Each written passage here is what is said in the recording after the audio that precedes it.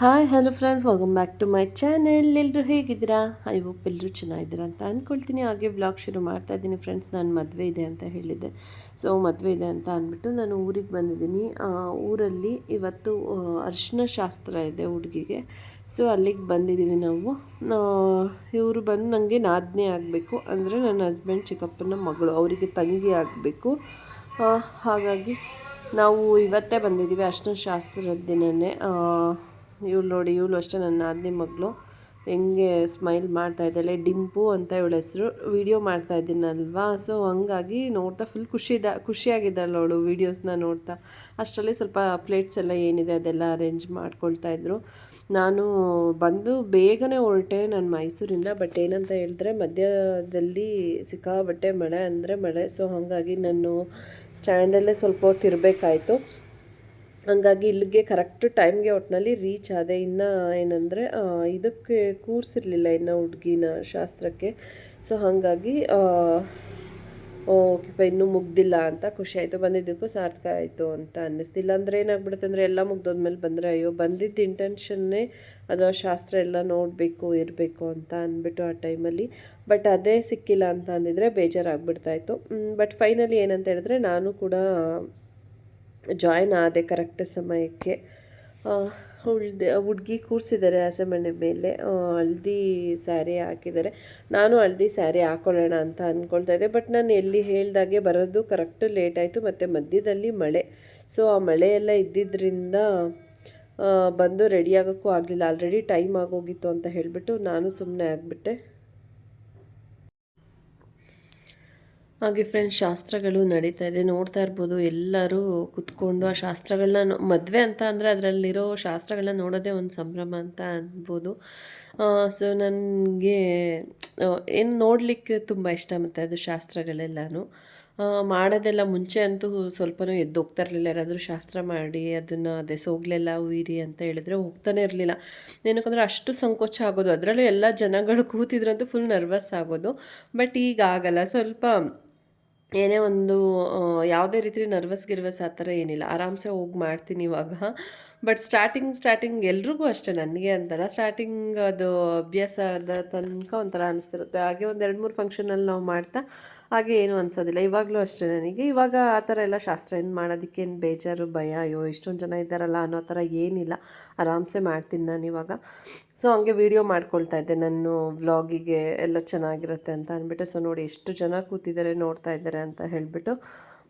ಅಷ್ಟು ಶಾಸ್ತ್ರ ಅದಕ್ಕೊಂದು ಜನ ಇದ್ರೇ ಕಳೆ. ಎಲ್ಲರೂ ನೋಡ್ತಾ ಇದ್ರೆ ಅಷ್ಟೊಂದು ಜನ ಕುತ್ಕೊಂಡು ನೋಡ್ತಾ ಇದ್ವಿ. ಸೊ ಫೈನಲಿ ಒಬ್ಬರಾದ್ಮೇಲೆ ಒಬ್ಬರು ಶಾಸ್ತ್ರಗಳನ್ನ ಮಾಡ್ತಾಯಿದ್ದಾರೆ. ಅಂದರೆ ಇವಾಗ ಹಳ್ದಿ ಸ್ಯಾರಿ ಹಾಕಿದಾರಲ್ವ, ಆವಾಗ 5 ಜನ ಶಾಸ್ತ್ರ ಮಾಡ್ತಾರೆ. ಮತ್ತು ಇವಾಗ ಹಳ್ದಿ ಶಾಸ್ತ್ರ ಆದಮೇಲೆ ನೀರು ಹಾಕ್ತಾರಲ್ವ, ಆಮೇಲೆ ಮತ್ತೆ ಸ್ನಾನ ಎಲ್ಲ ಮಾಡಿ ಮತ್ತೆ ಇನ್ನೊಂದು ಸ್ಯಾರಿ ಹಾಕಿ ಮತ್ತೆ ಇನ್ನೂ 4 ಜನ ಶಾಸ್ತ್ರ ಮಾಡಬೇಕು ಆ ಥರ ಅಂತ ಅಂದ್ಬಿಟ್ಟು ಒಟ್ಟು 9 ಜನ ಮಾಡಬೇಕು. ಸೊ ಇವಾಗ ನೋಡ್ತಾ ಇರ್ಬೋದು, ಹುಡುಗಿಗೆ ಹಳ್ದಿ ನೀರು ಎಲ್ಲ ರೆಡಿ ಮಾಡಿಟ್ಟಿದ್ದಾರೆ. ಅದನ್ನು ಒಂದ್ರಿಯಲ್ಲಿ ಹಾಕೋಣ ಅಂತ ಅಂದ್ಬಿಟ್ಟು. ಸೊ ನಾನು ಸ್ವಲ್ಪ ವೀಡಿಯೋಸ್ ಹಂಗೆ ಮಾಡಿಕೊಂಡೆ, ಹರಿಬರಿನಲ್ಲಿ ಏನೋ ಆ ಕಡೆ ಮಾತಾಡ್ತಾ. ಎಷ್ಟಾಯಿತು ಅಷ್ಟು ತುಂಬ ಚೆನ್ನಾಗಿ ಬಂತು. ಚೆನ್ನಾಗಿ ಕಾಣಿಸ್ತಾ ಇದ್ಲು ಅವಳು ಕೂಡ. ಹುಡುಗಿ ಹೆಸ್ರು ಬಂದು ಅನುಷ್ ಅಂತ. ತುಂಬ ಚೆನ್ನಾಗಿ ಮುದ್ದಾಗಿ ಕಾಣ್ತಾ ಇದ್ಲು. ಸೊ ಎಲ್ಲರೂ ತಮಾಷೆ ಮಾಡ್ತಾಯಿದ್ರು, ವೀಡಿಯೋ ಮಾಡ್ರೋ, ಅದು ಮಾಡಿ ಇದು ಮಾಡಿ ಅಂತ ಎಲ್ಲ ರೇಗಿಸ್ತಾಯಿದ್ರು. ಫೈನಲಿ ಈ ಶಾಸ್ತ್ರ ಮುಗೀತು. ಮತ್ತು ಇನ್ನು ಇಲ್ಲಿ ಸ್ನಾನ ಆದಮೇಲೆ ಮತ್ತೆ ಬೇರೆ ಸ್ಯಾರಿ ಎಲ್ಲ ಹಾಕಿ ಮತ್ತೆ ಸ್ನಾನ ಮಾಡಿಸಿ ರೆಡಿ ಮಾಡೋ ಅಂಥದ್ದು. ಮತ್ತೆ ಕೂರಿಸಿ ಇನ್ನು 4 ಜನ, ಅಂದರೆ ಇವಾಗ 5 ಜನ ಶಾಸ್ತ್ರ ಮಾಡಿರ್ತಾರೆ. ಇನ್ನು ಉಳಿದಿರೋರು ಯಾರಾದರೂ 4 ಜನ ಮತ್ತೆ ಶಾಸ್ತ್ರ ಮಾಡಬೇಕು ಅಂತ. ಟೋಟಲ್ 9 ಜನ ಮಾಡಬೇಕಾಗತ್ತೆ. ಸೊ ನೀರನ್ನು ಎಲ್ಲರೂ ಹಾಕ್ತಿದ್ದಾರೆ, ಒಬ್ಬೊಬ್ಬರೇ ಬಂದು ನೀರು ಹಾಕ್ತಾರೆ. ಇನ್ ಕೇಸ್ ಆಗಿಲ್ಲ ಅಂತ ಹೇಳಿದ್ರೆ ಏನು ಮಾಡ್ತಾರೆ ಅಂದರೆ ಒಂದು ಚೊಂಬಲ್ಲಿ ನೀರು ಇಟ್ಕೊಂಡ್ಬಿಟ್ಟು ಎಲ್ಲರದ್ದು ಕೈ ಅಜ್ಜಿಸ್ಕೊಂಡು ಬಂದುಬಿಡ್ತಾರೆ. ಅವ್ರ ಕೈ ಅಜ್ಜೋ ಥರ ಮಾಡಿಬಿಟ್ಟು ಬರ್ತಾರೆ. ಆಮೇಲೆ ಕೈ ಅಜ್ಜಿದ ಮೇಲೆ ನೆಕ್ಸ್ಟು ಯಾರಾದರೂ ಒಬ್ಬರು ಏನಂದರೆ ಆ ಚಂಬಲ್ಲಿರೋ ನೀರನ್ನ ತೊಗೊಬಂದು ಹುಡುಗಿಗೆ ಬಗ್ಸೋ ಅಂಥದ್ದು. ಸೊ ಫೈನಲಿ ನೋಡಿ, ಎಲ್ಲರೂ ಕೈ ಇಟ್ಕೊಂಡು ಅರ್ಶಿನ ಆಗಿದೆ ಅಲ್ವಾ, ಅದು ವೀಡಿಯೋ ಮಾಡ್ತಾಯಿದ್ರೆ ನನಗೆ ಅದನ್ನು ಹಾಗೆ ಇವಾಗ ಮತ್ತೆ ಅರಿಶಿನ ನೀರೆಲ್ಲ ಹಾಕಿದ್ದು ಮತ್ತು ಸ್ನಾನ ಆದಮೇಲೆ ಬೇರೆ ಸ್ಯಾರಿ ಹಾಕ್ಬಿಟ್ಟು ಹುಡುಗಿನ ಶಾಸ್ತ್ರ ಕೂರಿಸಿರೋದು ಮತ್ತು 4 ಜನ ಮಾಡಬೇಕಿತ್ತು. ಸೊ ಇವಾಗ ನಾನು ಕೂಡ ಮಾಡ್ತಾಯಿದ್ದೀನಿ ಅದು ಶಾಸ್ತ್ರ ನೋಡ್ತಾ ಇರ್ಬೋದು. ನಾನು ಜಸ್ಟ್ ಅಂದರೆ ಎಲ್ಲರೂ ಬಂದು ಪ್ರತಿಯೊಂದು ಮಾಡಿರ್ತಾರಲ್ವ. ಸೊ ಇವಾಗ ನಾನು ಜಸ್ಟ್ ಹುಡುಗಿಗೆ ಅರಿಶಿನ ಕುಂಕುಮ ಇಟ್ಬಿಟ್ಟು ಕಲಶಕ್ಕೆ ಫಸ್ಟು ಸೋಗ್ಲು ಉಯ್ಬೇಕು ಅಂತ ಹೇಳ್ತಾರೆ. ಸೊ ಹಾಗಾಗಿ ಫಸ್ಟು ಕಲಶಕ್ಕೆ ಸೋಗ್ಲೆಲ್ಲ ಉಯ್ದುಬಿಟ್ಟು ಆಮೇಲೆ ಹುಡುಗಿಗೂ ಕೂಡ ಸೋಗ್ಲನ್ನ ಉಯ್ತಾ ಇದ್ದೀನಿ. ಚೆನ್ನಾಗಿತ್ತು ಒಂಥರ. ಎಲ್ಲರೂ ಸೇರ್ಕೊಂಡಿದ್ವಿ, ತುಂಬ ದಿನ ಆದಮೇಲೆ ಎಲ್ಲರೂ ಸೇರ್ಕೊಂಡಿರ್ತೀವಿ ಒಂದೇ ಕಡೆ. ಹಳೆ ಫ್ರೆಂಡ್ಸ್ ಆಗಿರ್ಬೋದು, ಫ್ಯಾಮಿಲಿ ಮೆಂಬರ್ಸ್ ಅಂದರೆ ಫ್ರೆಂಡ್ಸ್ ಅಂದರೆ ನಾವೇ ಫ್ಯಾಮಿಲಿ ಮೆಂಬರ್ಸ್ಗಳಿರ್ತೀವಲ್ಲ, ಎಲ್ಲ ಕಸಿನ್ಸ್ ಒಟ್ಟಿಗೆ ಸೇರ್ಕೊಂಡಿರ್ತೀವಿ. ತುಂಬಾ ಚೆನ್ನಾಗಿರುತ್ತೆ. ಆ್ಯಕ್ಚುಲಿ ಏನಂತ ಹೇಳಿದರೆ, ನಾನು ಕೂಡ ಮದುವೆ ಆಗಿರೋದು ಒಂದೇ ಊರಿಗಲ್ವ. ಅಂದರೆ ನಾವು ಚಿಕ್ಕವ್ರು ಇರಬೇಕಾದ್ರೇ ಮೈಸೂರಿಗೆ ಶಿಫ್ಟ್ ಆಗಿದ್ದಿದ್ದು ಡ್ಯಾಡಿ. ಅವರು ಕೆಲಸ ಪೊಲೀಸ್ ಆಗಿರೋದ್ರಿಂದ. ಬಟ್ ನಾವು ಎಲ್ಲ ಒಂದೇ ಊರೇನೆ ನಮ್ಮದು, ಮತ್ತು ನನ್ನ ಹಸ್ಬೆಂಡ್ ಊರು ಒಂದೇ. ಸೊ ಹಾಗಾಗಿ ಎಲ್ಲರೂ ಗೊತ್ತಿರೋರೆ, ನಮಗೂ ಏನೂ ಗೊತ್ತಿಲ್ಲ ಅನ್ನೋ ಥರ ಏನಿಲ್ಲ. ನನಗೆ 2 ಕಡೆ ಫ್ಯಾಮಿಲಿನೂ ಹಾಗೇ. ಸೊ ತುಂಬ ಚೆನ್ನಾಗಿತ್ತು. ಫೈನಲಿ ಎಲ್ಲ ಮುಗೀತು. ನಾನಂತೂ ಸಿಕ್ಕಾಪಟ್ಟೆ ಎಂಜಾಯ್ ಮಾಡಿದೆ ಅಂತಲೇ ಹೇಳ್ಬೋದು. ಏನಕ್ಕಂದರೆ ಆ ಶಾಸ್ತ್ರಗಳೇ ಹಾಗೆ. ಕೆಲವೊಂದು ಫೋಟೋಸ್ ಕೂಡ ತೊಗೊಂಡೆ. ಆಮೇಲೆ ಬಿಂದು ಮಾಡ್ತಾಯಿದ್ದಾಳೆ ಶಾಸ್ತ್ರನ. ಇನ್ನು 4 ಜನ ಮಾಡಬೇಕಿತ್ತಲ್ವ, ಹಾಗಾಗಿ ಮಳೆ ಅಂತೂ ಹೊರಗಡೆ ಬರ್ತಾಯಿತ್ತು ಹೋಗ್ತಾಯಿತ್ತು. ಅಂದರೆ ಈ ಟೈಮಲ್ಲಿ ಮಳೆ ಬಂದ್ರಂತೂ ತುಂಬಾ ಬೇಜಾರಾಗುತ್ತೆ. ಬಟ್ ಏನು ಮಾಡೋಕ್ಕಾಗಲ್ಲ, ಪ್ರಕೃತಿ ಏನಾಗುತ್ತೆ ಅದನ್ನು ನಾವು ಪಡಿಲೇಬೇಕಲ್ವ. ಮಳೆ ಆಗಲೇಬೇಕು. ಮಳೆ ಆಗಲಿಲ್ಲ ಅಂದರೆ ಎಷ್ಟು ಪ್ರಾಬ್ಲಮ್ ಆಗುತ್ತೆ.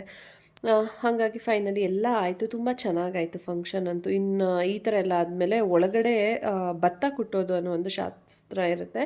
ಸೊ ಒಂದು 4-5 ಜನ ಒನಕೆನ ಪೂಜೆ ಮಾಡ್ತಾರೆ. ಪೂಜೆ ಮಾಡಿ ಅದಾದಮೇಲೆ ಭತ್ತನ ಒರಳ್ಕಲ್ಲಿ ಏನಿದೆ ಅಲ್ಲಿ ಹಾಕ್ಬಿಟ್ಟು ಕುಟ್ಟೋ ಅಂಥದ್ದು. ಕುಟ್ತಾ ಇದ್ದಾರೆ ನೋಡಿ, ಒಬ್ಬೊಬ್ಬರು ಒಂದೊಂದು 3 ಸಲ ಕುಟ್ಟಬೇಕು ಅಂತ ಹೇಳ್ಬಿಟ್ಟು ಭತ್ತ ಕುಟ್ಟೋ ಶಾಸ್ತ್ರ ಅಂತ ಹೇಳ್ತಾರೆ ಇದನ್ನು. ಸೊ ಕ್ಯಾಮ್ರಾಮನ್ ಕೂಡ ವಿಡಿಯೋ ಮಾಡ್ಕೋತಾಯಿದ್ರು. ಅವ್ರು ಮಾಡ್ಕೊಳ್ಳಿ ಅಂದ್ಬಿಟ್ಟು ನಾನು ಹಂಗೆ ಸೈಡಲ್ಲಿ ಸಿಂಪಲ್ಲಾಗಿ ಮಾಡಿಕೊಂಡೆ. ಫ್ರೆಂಡ್ಸ್ ಅದೆಲ್ಲ ಆಯಿತು. ಎಲ್ಲ ನೀರು ಹಾಕೋ ಶಾಸ್ತ್ರ ಎಲ್ಲ ಮುಗೀತು. ಇವಾಗ ನೋಡಿ ನಾನು ಎಲ್ಲಿದ್ದೀನಿ, ಲೇಖನ ಅವ್ರ ಮನೆ ಇದ್ದೀನಿ.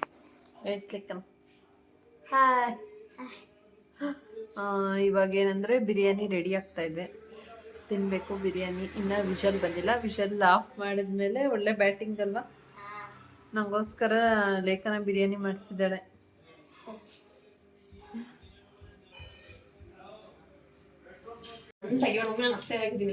ಆಮೇಲೆ ಇದು ನೆಕ್ಸ್ಟ್ ಮಾರ್ನಿಂಗ್ ತುಂಬಾನೇ ಹತ್ರ. ಸೊ ಅಲ್ಲಿಗೂ ಇಲ್ಲಿಗೂ ಯಾವಾಗಲೂ ಹೋದಾಗ ಓಡಾಡ್ಕೊಂಡಿರ್ತೀವಿ. ಇಲ್ಲಿಗೆ ಬಂದಿದ್ದೀವಿ. ಎಲ್ಲ ಟಿಫನ್ ಮಾಡ್ತಾ ಇದ್ರು. ಮಾರ್ನಿಂಗ್ ವಿಡಿಯೋ ಇದು. ಹಾಗೆ ಶಾರ್ಟ್ ಆಗಿ ಇವತ್ತಿನ ಬ್ಲಾಗ್ನ ನಿಮ್ಮ ಜೊತೆ ಶೇರ್ ಮಾಡಿದ್ದೆ. ಇವತ್ತಿನ ಈ ಪುಟ್ಟ ಬ್ಲಾಗ್ ನಿಮ್ಗೆ ಏನಾದರೂ ಇಷ್ಟ ಆಗಿದ್ರೆ ದಯವಿಟ್ಟು ಲೈಕ್ ಮಾಡೋದನ್ನ ಮರಿಬೇಡಿ. ಇನ್ನ ಯಾರಾದರೂ ಸಬ್ಸ್ಕ್ರೈಬ್ ಆಗದೆ ವಿಡಿಯೋನ ದಯವಿಟ್ಟು ಸಬ್ಸ್ಕ್ರೈಬ್ ಕೂಡ ಮಾಡ್ಕೊಳ್ಳೋದನ್ನ ಮರಿಬೇಡಿ.